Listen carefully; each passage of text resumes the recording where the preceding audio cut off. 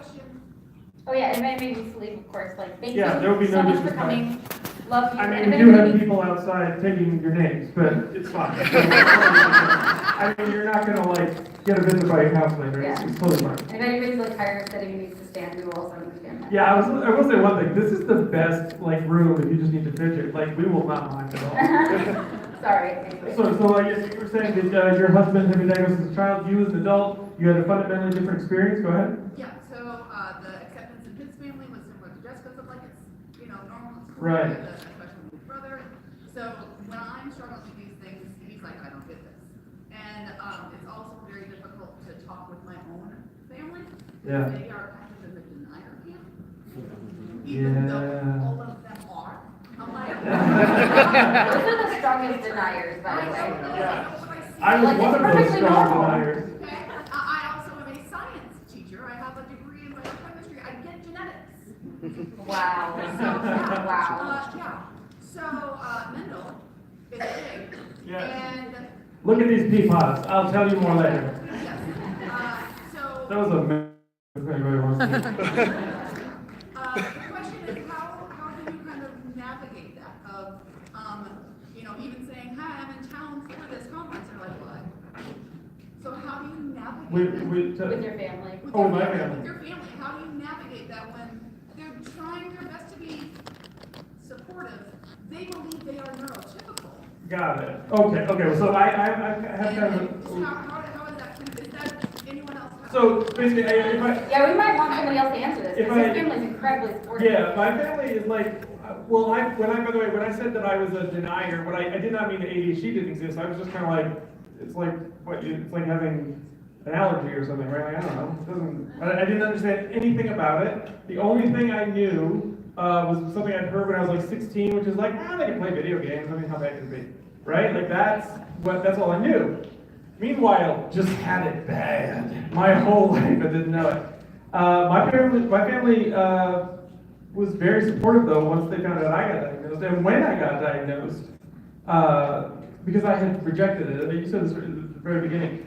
She kept saying, "I think you have ADHD." We've been together about a year. She's like, "Pretty sure." I mean, I don't want that hashtag not a doctor, but I'm pretty sure. And I should have gotten a hint because in the beginning of our relationship, she would always apologize, like, "Oh, I'm so sorry about my ADHD stuff," and I would go, "What?" This is totally normal to me. There doesn't seem to be anything weird about this.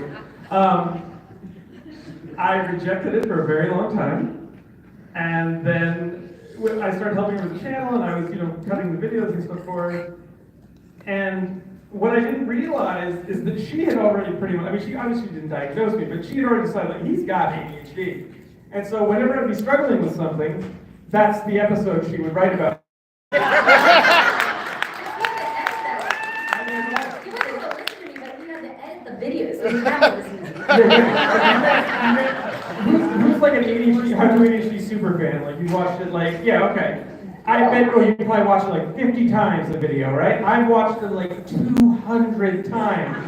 When you're editing them, you just watch them over and over and over again. And when I was in that phase, I'd just be like, this seems like good advice for everybody. Feels like anybody could use this. So I finally got diagnosed, and of course, Tell them what you said on the way. I was going to say, on the drive in, of course, you have that moment, right, when you're driving in, you go, you have that, like, hesitation, like, what if it's just me, right? How many people had that when they were, it was diagnosed as an adult, like, yeah, like, you go in, you're like, I kind of almost don't want to know, because if they're going to tell me I don't have it, then I'm just permanently ruined, right? Like, there's something wrong with me. What if I'm just lazy? What if I'm Said just to my lazy, waiter. yeah. And I was like, you know better. At this point, we had like 500 comments about it. There's so many people in the comments saying that exact same thing. And he looks at me and I'm like, to Edward. Yeah, exactly. So the short roundabout version of your question is, how did my parents be supportive? My mom was fine with it. We also found out just from like my eyes opening, I got diagnosed, and I think we went home for like Thanksgiving or Christmas or something. And it wasn't until I got there that I went, oh my God, my mother's the most ADHD person in the world. Like, bad. And then you start thinking about like, oh my God, yeah, like we could never keep the house clean, ever. And she would have so much anxiety about it. And I also remember as a little kid, all of the, I didn't understand that ADHD was a thing. I just knew that there were interesting people who were similar to us. And there were all these boring people who just, like, showed up to work on time, and their house was clean, and I honestly thought, that's the most boring thing I can imagine. You don't spend any time with the Small talk thing. yeah, the small, oh my God. This, right? How many people hate small talk? Holy cow. That's, oh, I don't know if it's ADHD. I think we're just stricken with taste. Oh, it's so good. But to your question, the one thing, my mom was the person originally because nobody knew. How did she respond? I don't know if I know this story. Well, How did she respond when you talked she about it? kind of went, I'm with you.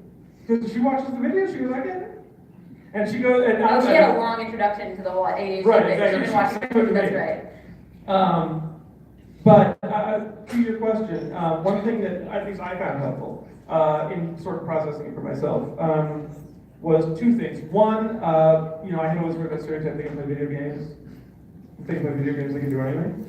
And we literally made an episode called Video Games. Or like they can't have ADHD, they can focus on Yeah, video games. they focus on video It's games. just a choice. They're just deciding not to do it. We made an episode called Video Games and ADHD, which was awesome and fascinating. And it features a video game I made, promo. He half made. He made enough to put in the video. Let's say made to be continued. It's not finished. But the point is, we did a whole thing about why is it to play video games, but they can't quote unquote do anything else. Because video games are like intentionally perfect for us, absolutely perfect, and we go into why. And so if you have family who are like, I don't think it exists, that's one. Perfect for engaging our brains. Right, yeah, that's what I mean. Like, it's exactly the thing we're looking for, like, without knowing it. Dopamine. And the only other thing may I just your water? Just a tiny sip, I will not kill Feel it. it. There's like 20 times left. The only other thing, I don't want to take up too much time, but the only other thing I would say is I'm kind of fascinated with trying to explain complicated things to people that they can't intuitively understand. And so one of the things that I love was trying to figure out, like, how do you explain to a neurotypical person what ADHD is like? Well, first I had to realize, like, oh, my experience is the ADHD experience. So I thought I had the experience of neurotypicality. I do not. But I found this metaphor kind of works, which is, you just tell them, if you're driving and you see an accident up ahead, and you know it might be gory, who knows what's going to be there, you don't want to know. But when you get there, you look. You can't not look. You can't not look. You're look. I tell them it's like that, but with like Post-it notes. And everything. And you don't get to pick what it is. Just like you don't get to pick whether you're going to look at the accident or not, you don't get to pick whether you're going to think about, blogs for like 35 minutes in the middle of something. Yeah. And so if anybody has experience with like family members that are like really rejecting of it and want to talk about it. Yeah, would you raise your hand? What's your name? Yeah. Diana. I want to talk to Diana You guys want to talk after. to Diana? Like, That would this be is that amazing. connection I'm talking about. I already see Brett Marshall raising his hand. Yeah. So Brett, yes. Brett Kara Marshall is after in the our Super Friends group. But what I tend to do with the whole not ADHD doesn't exist thing is it's not like a binary like, oh, you're pregnant or you're not pregnant. Like it's like how many of these qualities do you have, and do you have them to the point where they're impairing, like significantly impairing multiple aspects of your life. So it's not like something that exists or doesn't. It's like it's about impairment. Yes. So if you're impaired, if you've been impaired since childhood, like you've got 5 or more of these symptoms or whatever you qualify for DSM, but like if you're struggling on a daily basis to an extent that's far beyond what neurotypical people struggle with, like that's ADHD. It's not a yes or no proposition. And I found that can sometimes help people understand that you're getting the diagnosis because you're impaired to a certain extent, not because like you're, again, like you see that positive line in the window. I'm trying to get pregnant, you can tell. Anyway, next question. I haven't yet begun to try. What's that? You gotta practice. One other thing I wanna, wait, oh my God, I Wait, we forgot gotta what move on. No, it was just one You thing. can't answer one question. It's the question and answer. That's what it was. No, what was it? What did you just? He's turned it my into an God. answer. Yes, no, there was one thing I wanted to. Oh, I can't remember now. Okay. That's so bad. I had something really. Wait. Yes. And when people try to give you that line about, yes, no, it's gonna be you. It's gonna be you. I see you. Okay. When people try to give you that line about like, oh, they're just trying to diagnose childhood, just tell them it's a pediatrician. They know what childhood looks like. I promise you, they're not going, whoa, what is that tiny human? Medicaid. Sorry, please go ahead.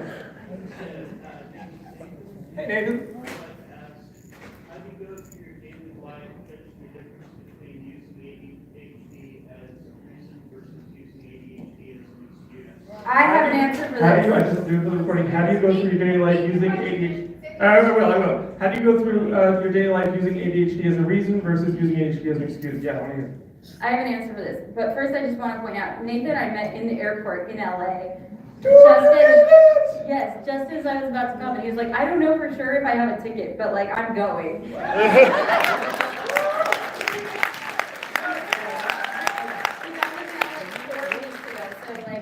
Everybody hug him after. If he likes Yeah, Nathan gets all the hugs. If you see him in the yellow shirt, yeah. make it happen.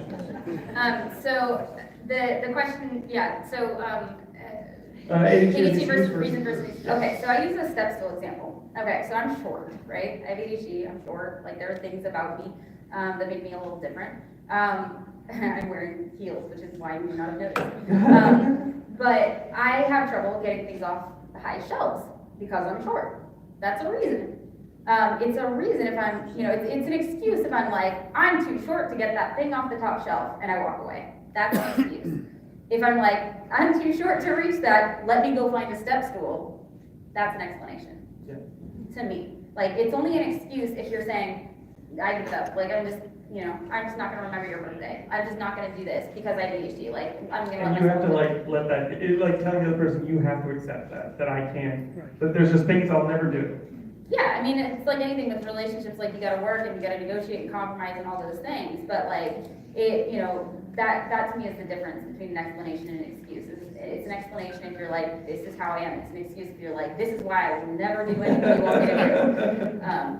Yes. Which is unfortunate, because I would have loved to do that. So I just want to tell you, my 11-year-old has ADHD, and she found you on YouTube, and she's freaking out right now that I'm in a room with you. Her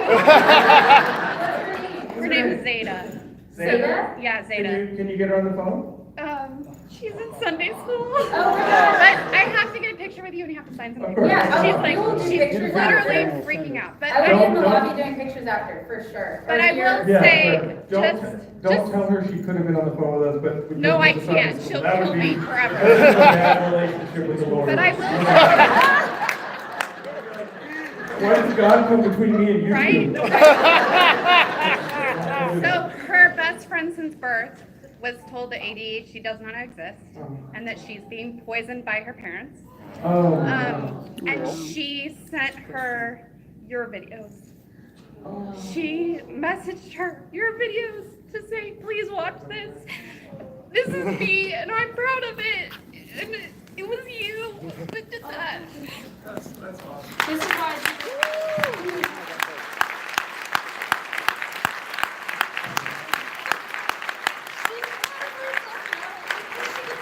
Look at this person, and she's on YouTube, and she's cool. She got to join a cool club. And she did, and she sent you your videos, and she went. She's got you, Mom. Yeah, and now her best friend's like, She gets it I now? totally get It it. worked. So That makes me so happy. Thank you for sharing that. Kleenex, please. my name's Carrie. Carrie, I just want to let you know, Carrie, I would have hugged you as well, but I'm literally the chair in Darwin's chair. And I wanted to. That would be the excuse versus. Yeah, well, this is where Jessica starts hashtagging me. We need to move on.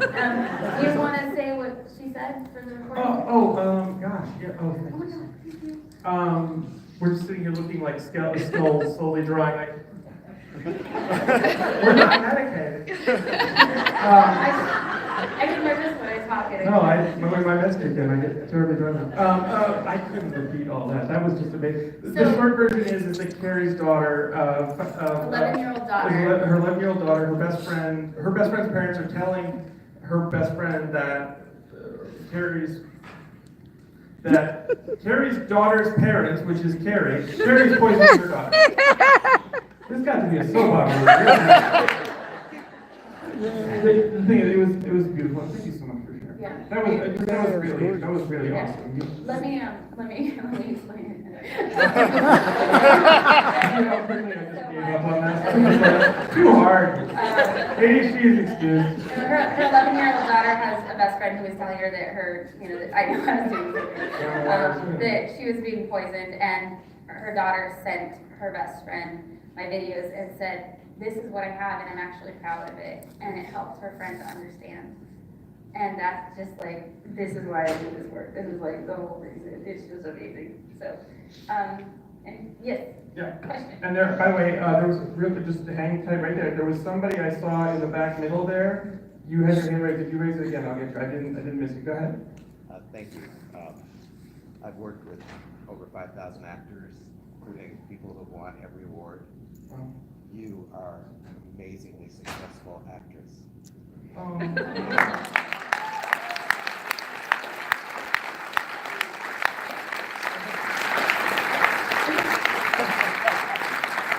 That was really cool to hear. Thank you. You really did it. You know, sometimes it doesn't look like the pictures you got, but you know that people in Lifetime movies don't necessarily have the impact or don't have the experience of the impact.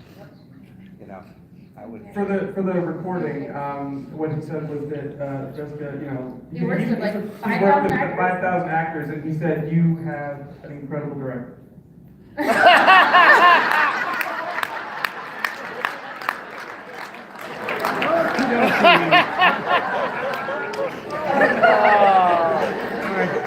I have one question. Do you know how to help me memorize lines? He did, but he forgot. I don't think you need to. But the question really is, given what you've accomplished and the difference you've made up till now, what are your greatest hopes for your future?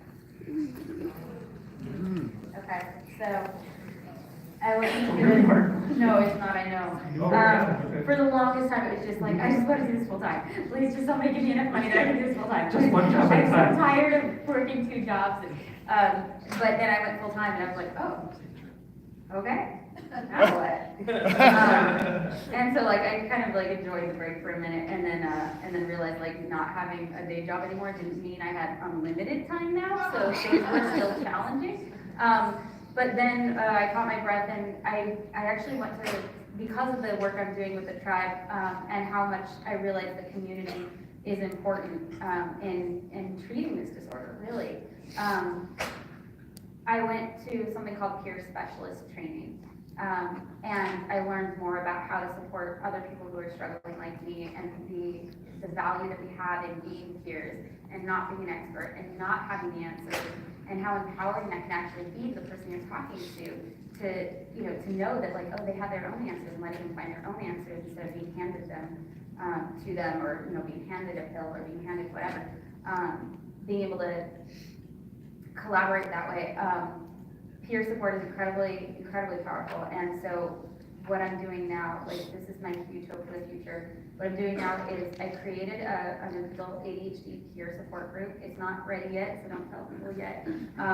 But I Just keep it created, between us. yeah, us and whoever is watching on the internet. So